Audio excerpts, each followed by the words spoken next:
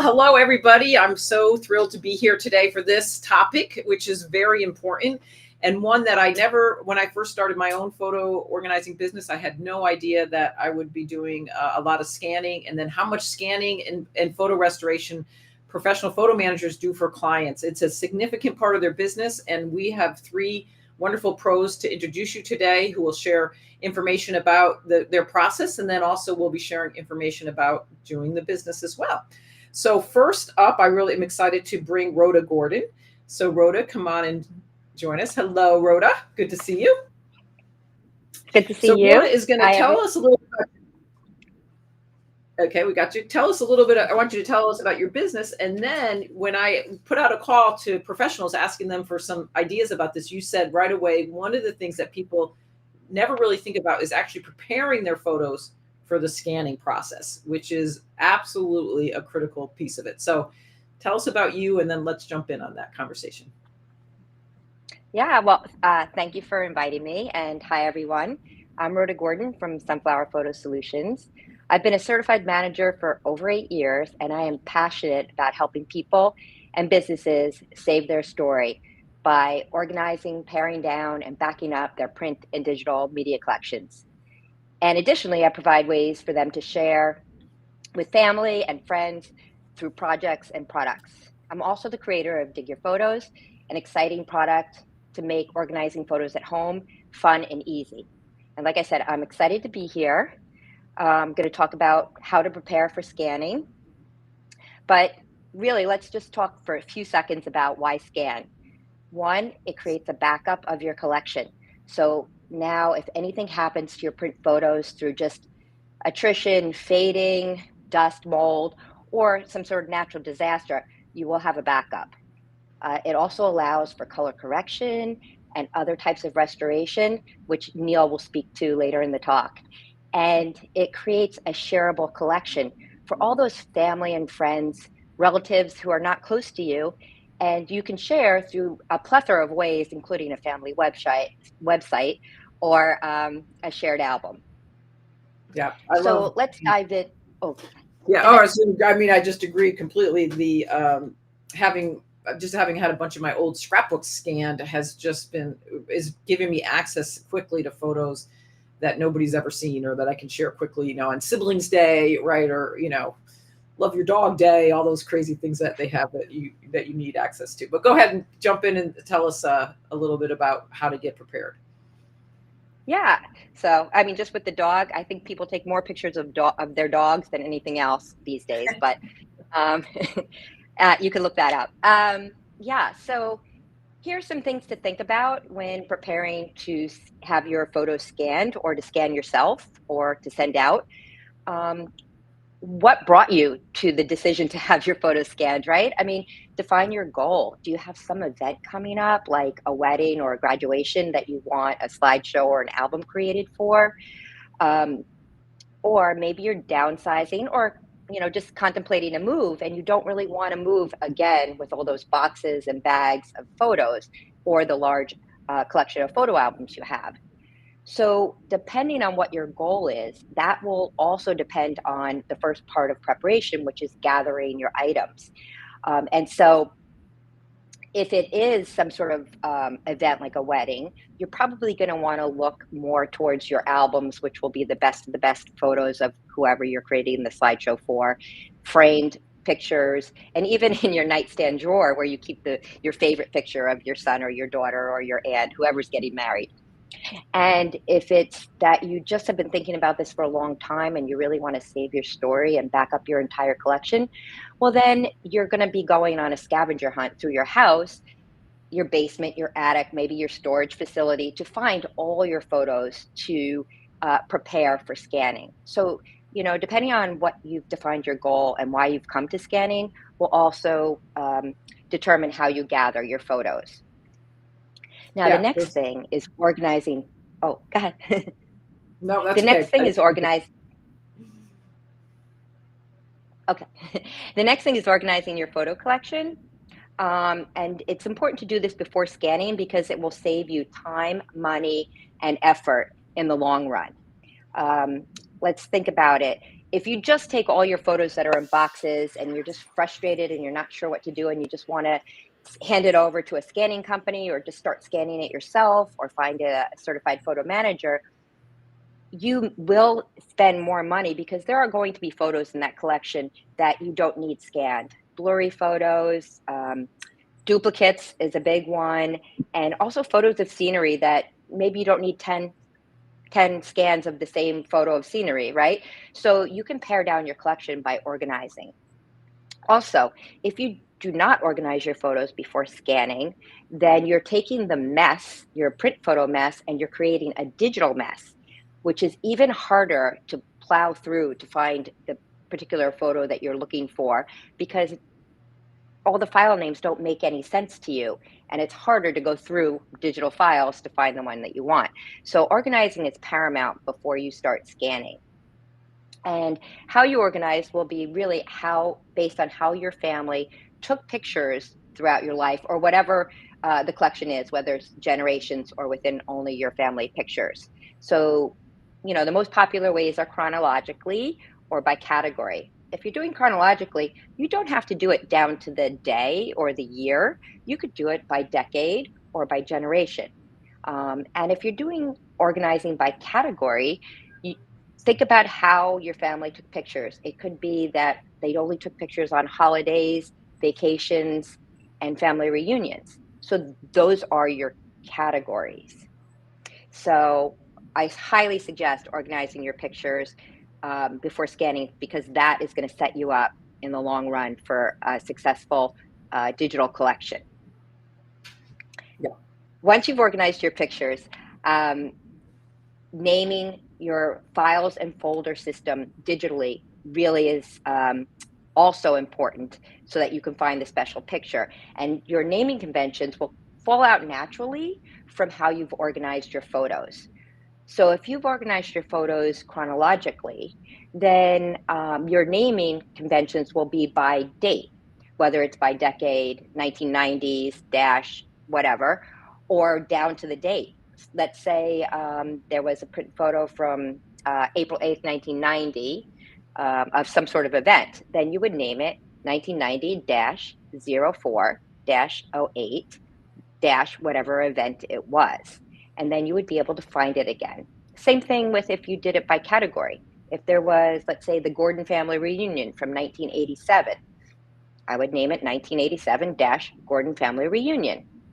And then once you've decided on your naming conventions, it's also important to think about your folder structure to put the files in digitally.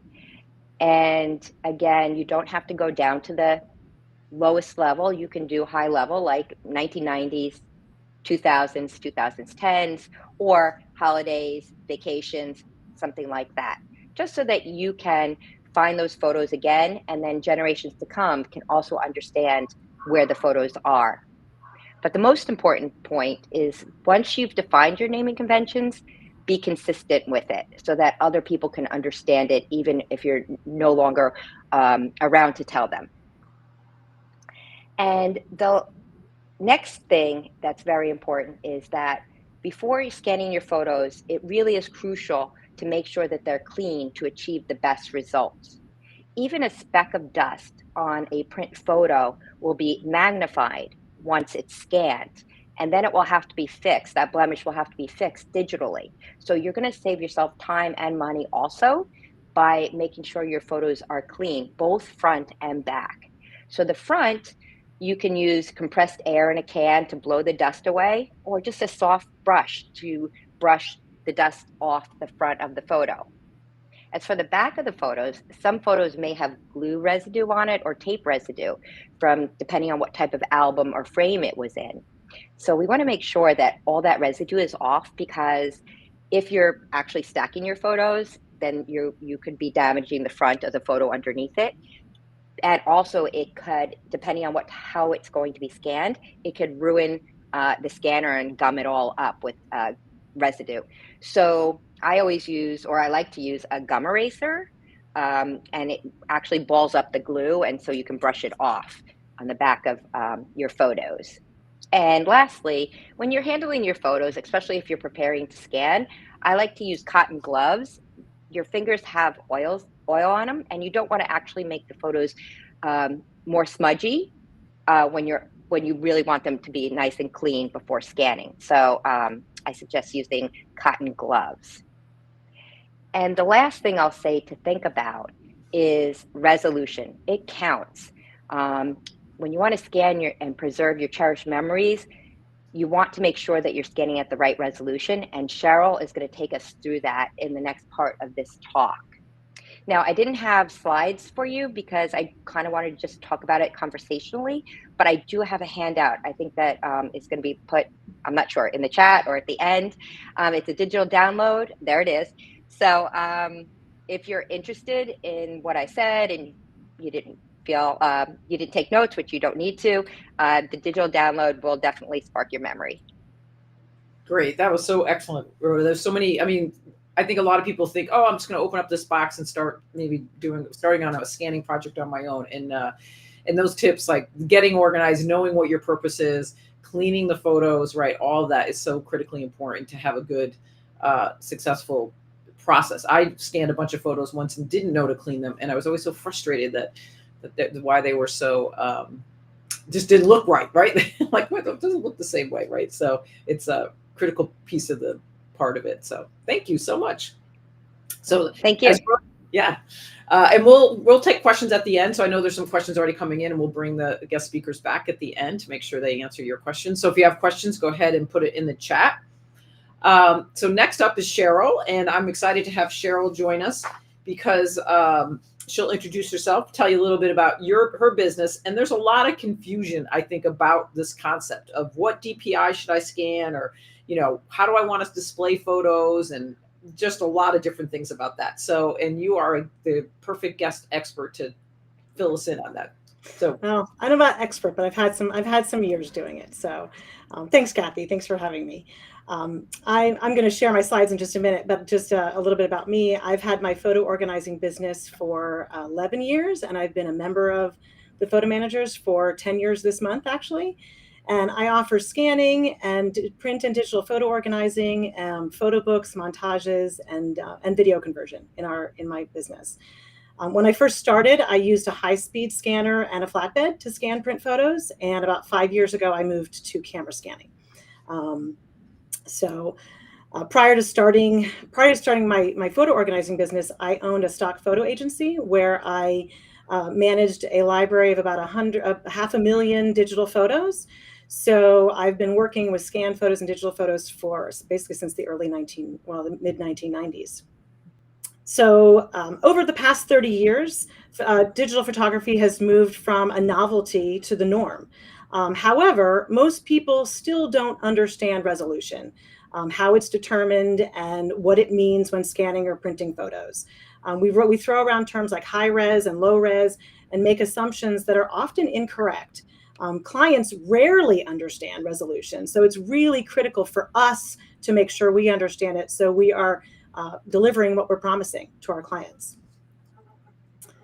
The most important thing to understand regarding scanning is that when we scan a print photo, we're creating a digital file of that photo, which is basically just a collection of pixels. You can see I've put an example on my slide of a photo on the left, which is about 3,800 by 5,700 pixels, total pixels in that scan. And if you can see the little red box on the S in dangerous on the sign, if I blow that section, that tiny section up 3,200%, on the right, you can see the individual pixels in that tiny section. And you can see that each pixel has slightly different color information. And so obviously that color information, and the more detailed it is what gives us the sharp image and the color variation in the photo, in the entire photo on the left. So resolution is simply a number telling us how many pixels are in every square inch of a certain item relative to some kind of physical dimensions. So it's either relative to the dimensions of the original item that we scanned, or it's relative to the dimensions that we're trying to print out. And those two dimensions may be totally different. We may be scanning a 3x5 and trying to print it out as an 8x10, or vice versa. And so we really have to think about resolution totally differently, whether we are scanning or printing that scan. When we scan a photo, we refer to it as input resolution. We're creating pixels. And that's also why we refer to it as PPI. Technically, really, scanning resolution is PPI because we're creating pixels. On the other end of the process, we are turning those pixels into dots on a page, or dots on some media, and that's when we talk about DPI, and we call that output resolution. And I'll talk about that in just a second. So when we scan with a scanner, either a speed scanner or a flatbed, we tell the scanner or the scanning software how many pixels to create for each square inch of the item we're scanning. This is the resolution. Usually we scan at 600 PPI, which means the scanner is creating 600 by 600 pixels, or 360,000 pixels, for every square inch of the item we're scanning. Setting the resolution of our scanner is simply the way we tell the scanner how many pixels to make in our scans. So you can see on the screen 3 different examples of 3 different size photos that we might scan.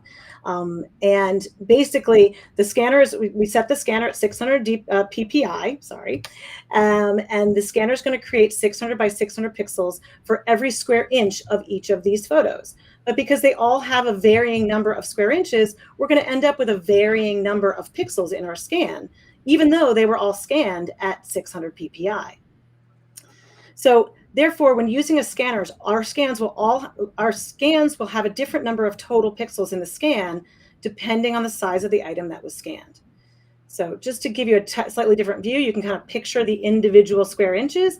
Obviously, all 3 of these prints have a different number of square inches or different sizes, but they all have 600 by 600 pixels, or I should say the scanner created 600 by 600 pixels in each square inch. But again, the more or fewer square inches, the more or fewer total pixels we'll end up with in our scan. So another way that we scan is by using a digital camera, what we call camera scanning. It's important to note that when we scan, or I really should say digitize, using a camera, that every single picture that camera takes, basically those are our scans, right? Every picture that the camera takes creates the exact same number of total pixels. That's set by the camera and not to be changed. So with a 24 megapixel camera, every photo that camera takes, so every one of my scans essentially, will have 4,000 by 6,000 pixels. So I'm not setting a resolution. I'm not telling the camera how many pixels to create like I told the scanner. The camera is telling me how many pixels it's going to create for the entire scan. So we're really not setting a resolution at all when we camera scan. We already know how many pixels we're getting. With a 24 megapixel camera, we get 4,000 by 6,000 pixels in every scan we take. And a 50 megapixel camera, we get 5,200 by 8,700 pixels in every scan we make. And I should just clarify too, anyone who might be familiar with camera scanning, this is all on the assumption that we're raising or lowering the camera so that we're getting whatever we're scanning, whatever size we're scanning, we're getting it full frame in our camera lens. So with a smaller item, we're lowering the camera down to get it full frame. With a larger item, we're raising it up. But again, every picture that camera takes is going to have the same number of pixels. And again, just to give a similar view, with the 24 megapixel camera, you can see the square inches, but it doesn't matter. It doesn't matter how many square inches are in any of the pictures, because we're getting the same number of pixels every time. And then just to touch on people that might be using a 50 megapixel camera, the same concept applies. We're always getting the same number of pixels in every scan or shot. We just get more with a 50 megapixel camera. So, and again, just the same visual, just to be fair and to kind of consistent, same visual. Doesn't matter how many square inches we have, we get the same number of pixels every time. You need to remember that the important thing really is not the resolution. The resolution is simply a vehicle for getting a certain number of pixels in our scan. And we try and set the resolution high enough to get enough pixels when we're using a scanner where we do actually set the resolution. We try and set it high enough where we do actually get enough pixels. but there's also kind of a sweet spot. You set it too high and your scanning process can become very, very slow. So that's why 600 PPI tends to be kind of that sweet spot for scanning. But again, it's really just a means to get to a number of pixels. With camera scanning, we skip that step. We don't set the resolution. We just totally skip it. And we go straight to how many pixels we have. So I know we're really just talking about scanning, so I don't want to go too far into output resolution, but I think it's important to have a basic understanding, since in many cases, either we or our clients will need to print some of our scans or use them in photo books or other projects. So when we go to print a photo, or I should say a digital photo or a scan, we really need to understand output resolution. And you also need to understand it, before you even start scanning, so that you kind of, know what your goal is, or what you're getting. And again, just a note here that output resolution is measured in dots per inch, because we are creating dots on a page in this case. So output resolution is how many pixels that the printer is going to put into each square inch of the printed piece. So the number of pixels we have in our scan divided by how many of those pixels have to be put into each square inch will determine how many square inches we're going to get. How many square inches do we have enough pixels to print, knowing that we have to put a certain number in every every square inch. Which is why the more pixels we create at the scanning stage, the larger potential print we can create at the other end. Most printing companies tend to use output resolution of 300 dots per inch. So your book printers and even CVS and Walmart, people that just print photos for people, they tend to print at 300 dots per inch, which means that they are squeezing 300 by 300 dots in every square inch that they print. So again, you divide your total number of pixels by the number that they have to squeeze into each square inch, and you'll get your output potential, your output dimensions. Now, if you're not a fan of math, or you don't like getting remainders in your division problems, which I don't like, there are a couple of great tools that I can use to kind of figure this out. You have your pixel dimensions, you have your output resolution, but you want to know how big you can print the photo. Unfortunately, I don't have enough time to really go into demonstrating these tools, but I will mention that if you use Photoshop, that the Photoshop image size window under the image pull down menu in Photoshop is a great and easy to use tool. You just plug in your pixel dimensions, which you should know from your file, and whatever output resolution you're printing at, and then it will tell you how large you can print the file. If you don't have Photoshop, there's a free online tool that works basically the same way. It's www.pixelcalculator.com. And like I said, it's free, and you just, again, plug in your pixel dimensions of your file and whatever your output resolution is, if it's 300 or if it's something different, depending on your printer. And it will tell you the largest that you can print that photo out with those pixels. So just to go back to an example, let's kind of compare apples to apples, I guess. This print that we basically, in my earlier examples, scanned it 3 different ways, right? 3x5 print. We scanned it with a scanner, and then we camera scanned it with a 24 megapixel camera and a 50 megapixel camera. In all 3 cases, we ended up with very different numbers of pixels. With the scanner, we scanned it at 600 PPI, high resolution, and we got 1800 by 3000 pixels, because those pixels the pixels are dependent on the size of the photo, of the original photo with the scanner. So when we plug that into our pixel calculator, if I want to print that photo at 300, print that scan at 300 dots per inch, I can print it no larger than 6 inches by 10 inches. So we go to the same photo that we scanned with our camera scanned with our 24 megapixel camera. We know we got more pixels. We got 4,000 by 6,000 pixels. We know that we can print that at 13 inches by 20 inches, again, at 300 dots per inch, the same output, because we have more pixels, so we can print it out larger. And then obviously 50 megapixel camera, that many more pixels, we can print it out that much larger. We just have more information to work with. So I want to make it clear, I'm really not trying to make a case for camera scanning. There are pros and cons to both using a scanner or camera scanning, and you really have to determine which is best for you and your business. So I'm really just trying to drive home the point that it's all about the pixels. It's really about the pixels that count. Once you understand that, then you can confidently know exactly what you and your client can do with your scans.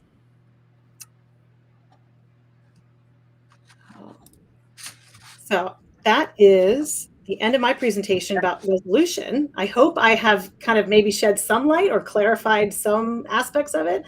It's a much deeper topic, but I wanted to kind of just give what's your response when people talk about using their phone just as a way to scan a photo and things like that? Yeah, certainly I hear that a lot. Not a lot actually, but I hear clients who ask me that. It certainly is a less expensive way of doing it. There's a number of options available, and I've tested a couple of the most popular ones, and they really don't produce as good quality scans as what we can do with a scanner or camera scanning. That may come as no surprise coming from a professional photo scanner, but like I said, between the resolution and they're very limited to whatever the phone can produce. You have to be very mindful that it's not just the app, it's also the phone. The phone it's completely dependent on the phone's camera. I will say that there is definitely a place for them. That for instance, if there's someone who just found this fabulous print photo from college in a drawer and they want to get a quick scan of it to send to all their friends, that's a reasonable option.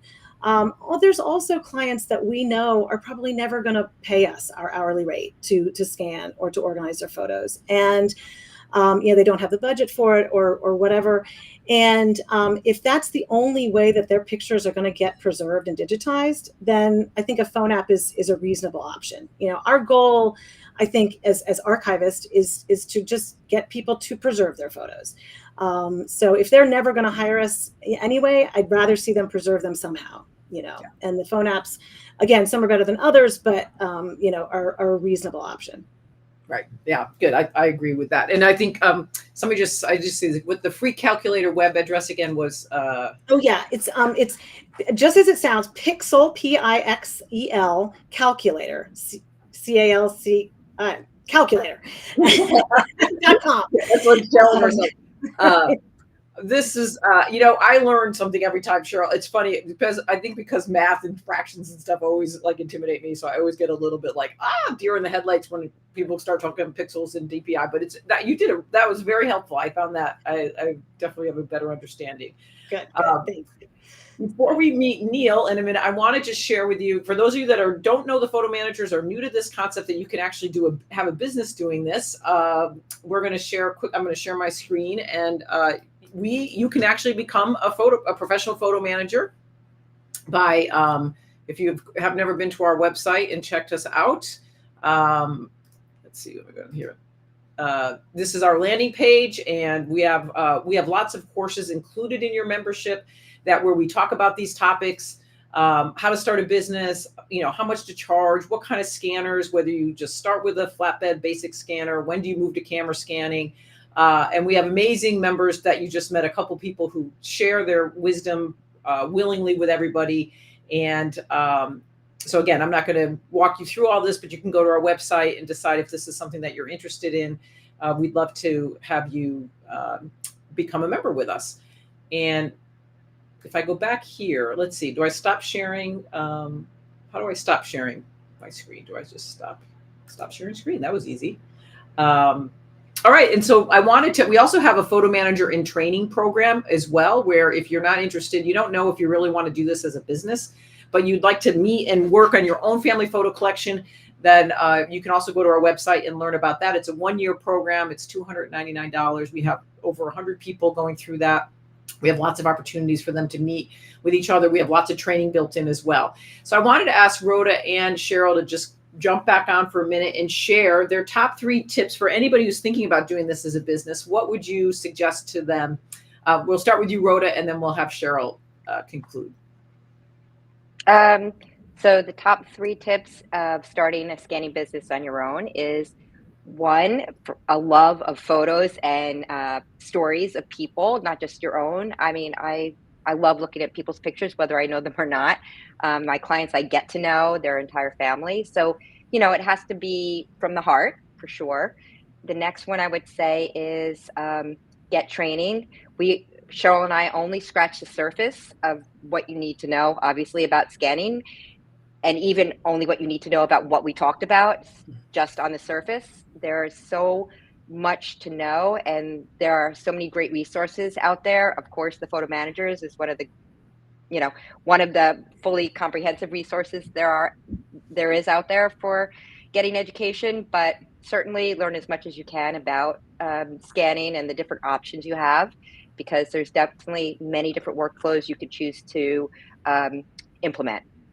And the third thing, and this goes for any type of business that you want to start, is talk to everyone you know and tell them what you're doing.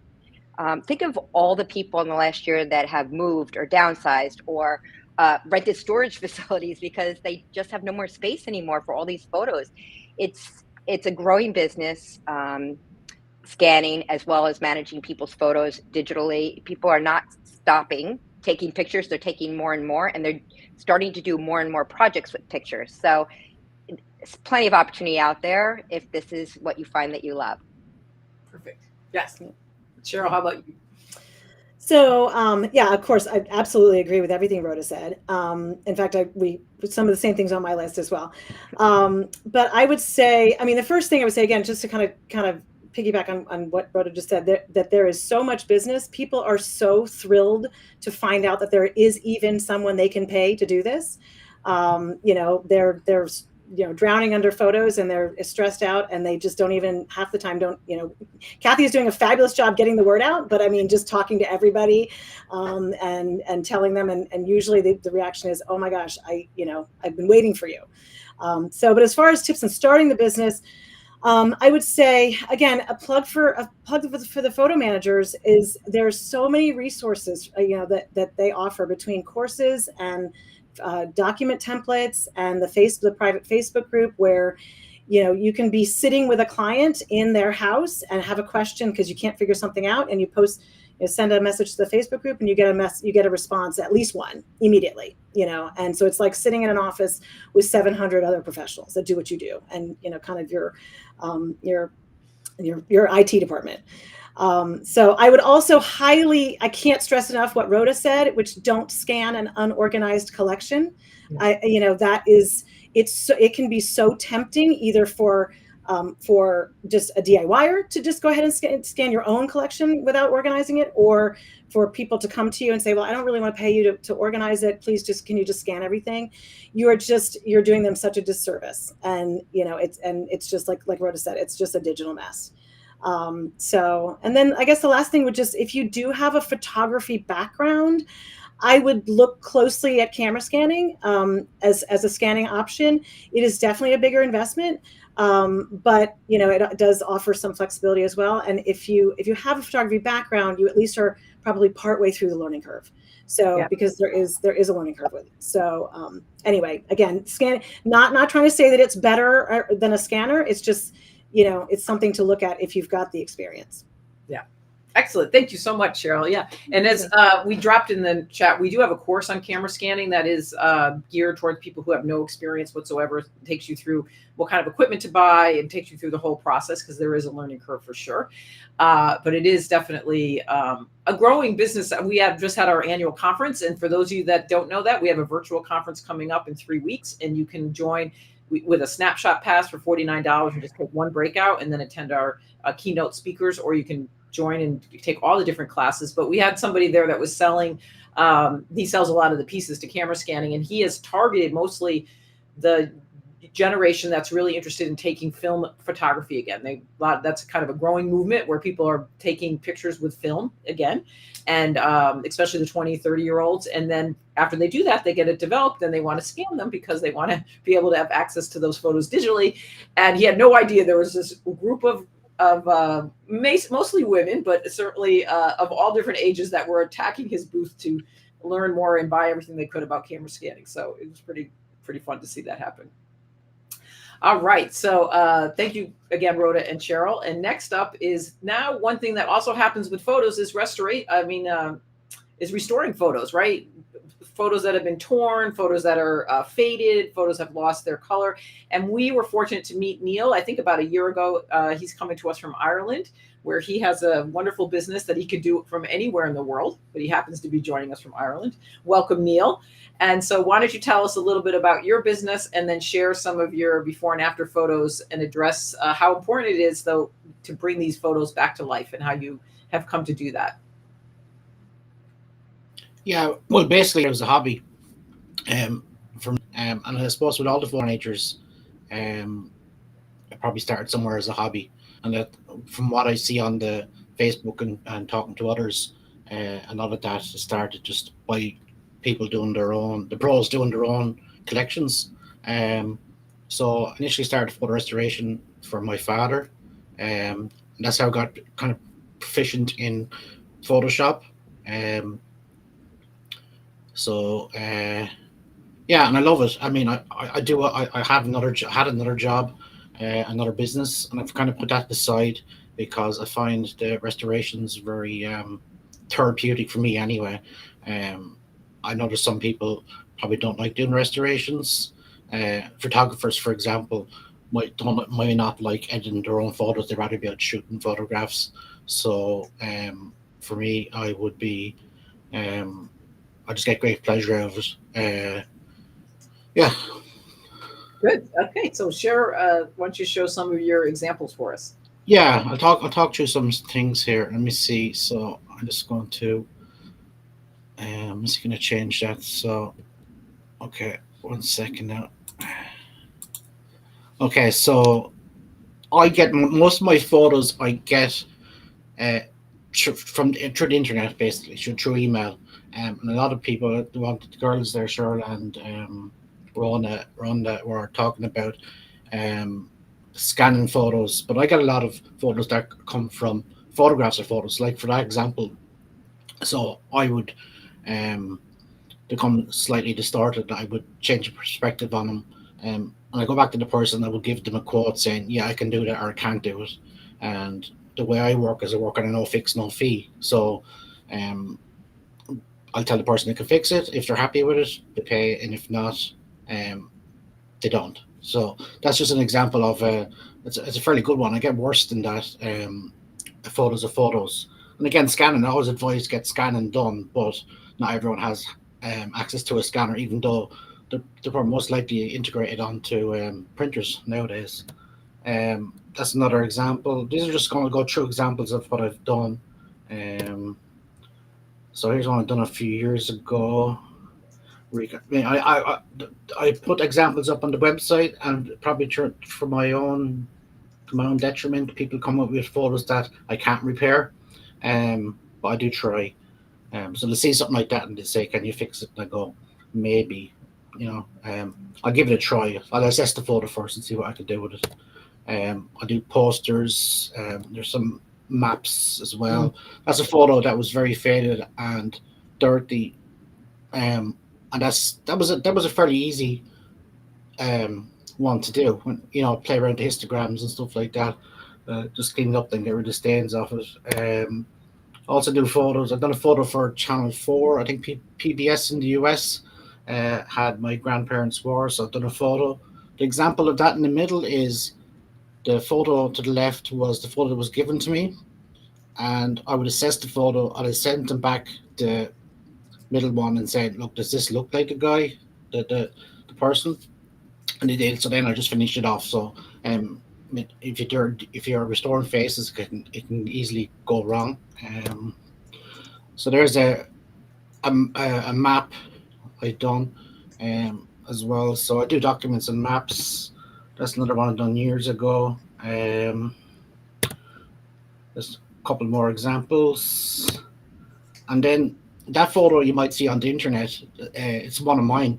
I did that back in 2014, and it was used. A couple of my photos were used to train the AI. So AI that you use in say Adobe, all had to be trained somehow. So that was trained. I wasn't asked about it, but they got it off the internet, but a tech podcaster contacted me, and or we reached out, we were talking, and this photo came up in the conversation. It was one of my photos, so he's giving me credit for it, but he's not the AI guy, but he just scrape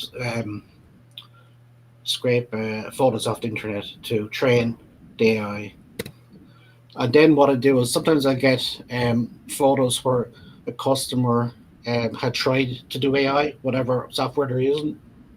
And what I find is you have to prepare the photo before you would do the AI, because AI, I don't know if you can see this photo, but there was a lot of horizontal lines in it. So, and then the person wanted to get rid of that sign on the door as well. So you can see the difference in the original, the AI attempt, and then my version of what the customer was looking for. And here's a good one. So the original, the customer tried to use AI to restore it. You can see in the middle of it somewhere, kind of sorted some of it out. But then he sent it out to me because he obviously wasn't happy with it. So I just done it by hand, basically restoring that. And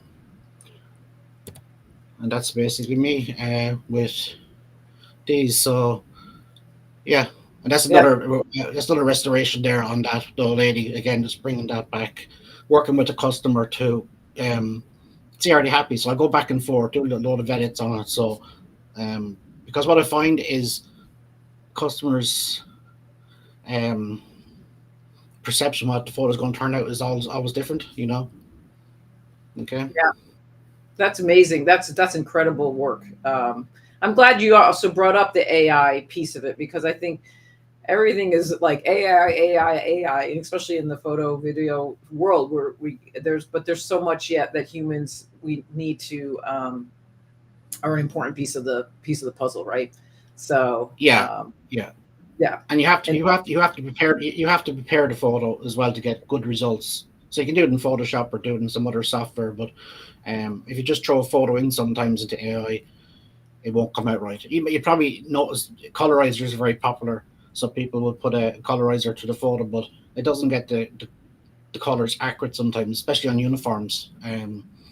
So people who don't have the software like Photoshop and all, or don't know how to use it, will come to me. Maybe they've used the AI to colorize it, but to get more accurate colors, then come to me. I might do a bit of research even on the medals and the badges and the uniforms to get the colors right. Yeah. You bring that personal care, and that's the whole. I think when people think about photo organizing or photo managing as a business, we always talk about the stories they tell, or it's that personal touch though, because you care about the photos that you're restoring, just like we care about the photos that we're scanning, or because we care about the story that the photo is telling, right? Yeah. That's why people invest in that. And tell us quickly about, because you just posted on our members Facebook group about a job that you got, which just was so cool, because it's an old pub, right? How many years you're going to be restoring the photos and everything from that? I'd say the photos are probably going back more than 20 years. I was looking at some of them, and they're tobacco stained. So the clue there is the smoking ban came into Ireland 20 years ago. So the stains on the photo with nicotine. So that's a clue to that, because we can't smoke in pubs here for the last 20 years. So yeah, but there's loads. And then I was someone, again, it was just being in the photo managers association.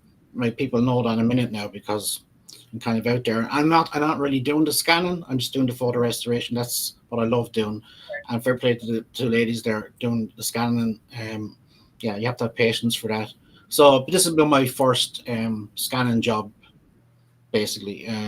So I'm looking forward to it, and it'll be the first time I'll be sitting in the pub all day in a long time.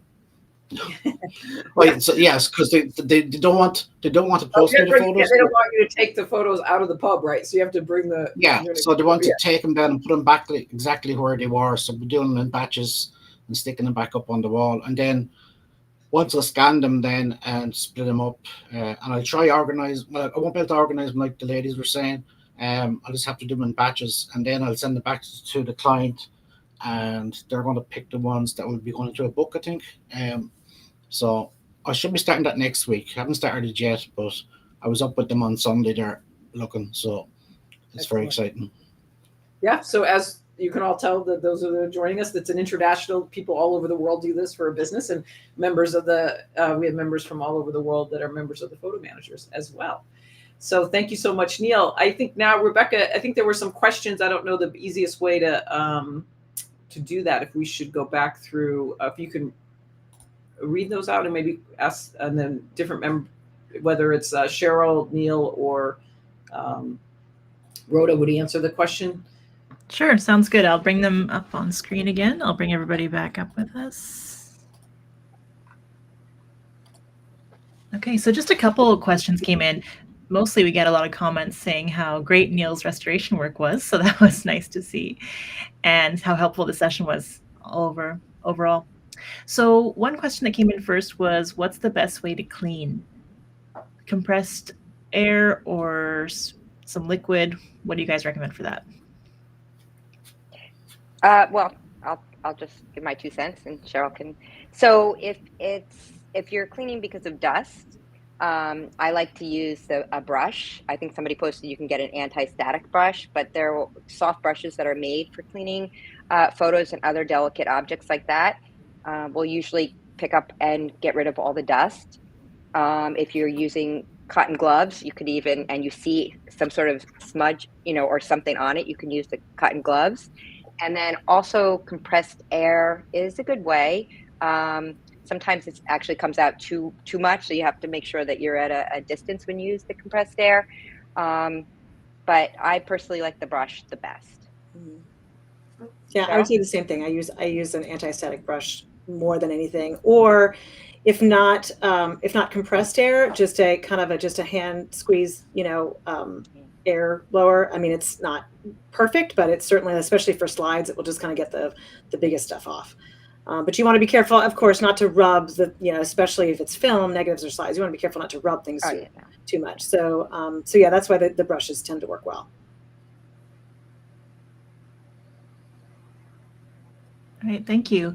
And another question about scanning. It says, I have lots of kids' school and professional photos that come in different sizes. Which size is best to scan using a flatbed? I'll jump in. I would say, yeah. I mean, again, based on what I talked about, if you're using a flatbed, the larger the piece, the more pixels you'll get. So if your goal is to get as many pixels, which it should be, then scanning the larger of the pieces is going to be your best bet. It's going to give you the most flexibility. You may never need to print out that photo at 24 by 30, but if you've got a larger version, then it's I usually recommend just scanning the largest that you have. Okay, great. And one question here for Neil: how did you learn photo restoration?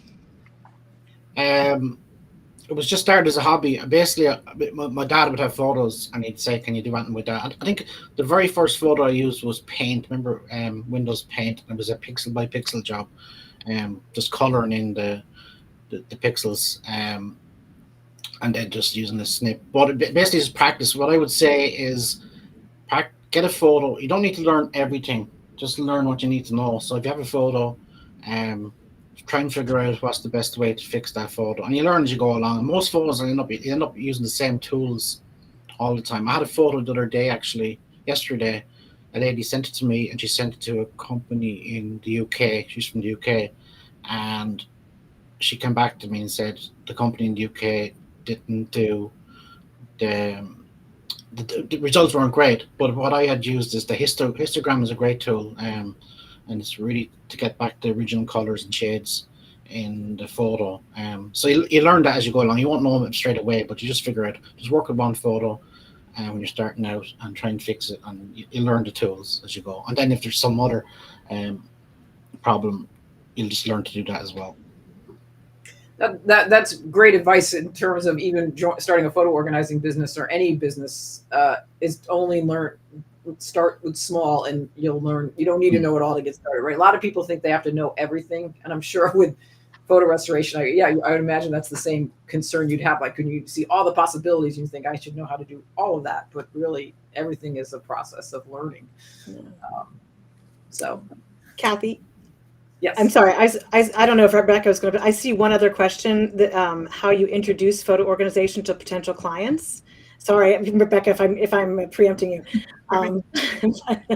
But I just wanted to make sure that the way that I do it, first of all, it tends to come up in conversation. What do you do? Oh, what do you do? You know, and people are always interested to hear, what is photo organizing?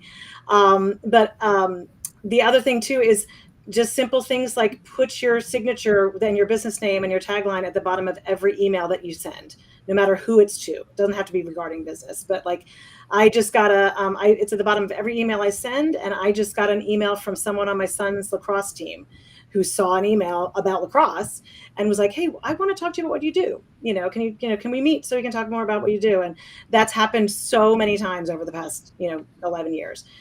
So just talk about it every chance you get. Tell people and they tell people. I've gotten so many referrals from people who maybe didn't hire me, but they heard of a friend who was desperately needing help with their photos. And so they told them about me. So you just kind of got to keep talking, you know. So. I agree. I usually introduce it if somebody says, what do you do, or what keeps you busy? Just like I introduced myself and my business here, you know, I'm passionate about saving people's stories and organizing their photos, and usually takes a beat and people will be like, wait, what? Wait.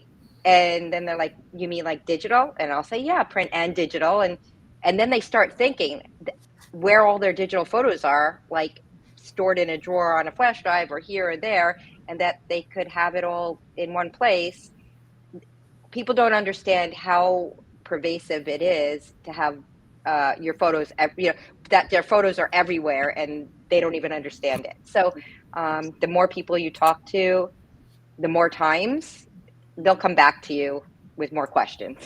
Yeah, sure. I mean, we always say there's a saying, it's not a matter of do they need a photo manager, it's just when they're going to want to get the photo manager at this point, because a photo organizer. The other thing too is I always say, I have this joke I say, but like the idea of photo organizing is like watching paint dry. And what I mean by that is it's a means to an end, right? We've talked about the stories. You know, Neil mentioned like the medals on the jacket, and I know Rhoda and Cheryl as well. When you're working with somebody's photo collection, the goal is to help pull out the stories and to share the legacy to the next generation, or for your own enjoyment. And you can't do that without organization is a significant piece of that process, right? And so, but helping people understand the emotional connection, like if you have photos of your grandparents again, or that you can share with your children, and you know the stories behind that, then it becomes priceless. I mean, the one thing we don't want to lose in a fire, flood, or anything, right? As everybody says, once your family and pets are safe, you know, you want your photos and your home movies, which we didn't even talk about. That we'll do another session on home movies.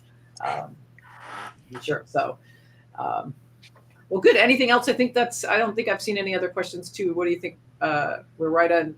Yeah, that was all the questions in the chat. A lot of them were answered by the professional photo managers in the chat watching today, so that was great to see. And as a reminder for anyone watching the replay, you can add questions in the comments on this video, and the pros from the photo manager will be around to answer questions there too. Yeah, so again, thank you, Cheryl and Neil and Rhoda, for your time today. Really appreciate it. Those of you that joined us live, thank you. This is our This is our fourth Cathy's Picks Live. We're going to be doing once a month. Next month, we're going to be talking about digital photos.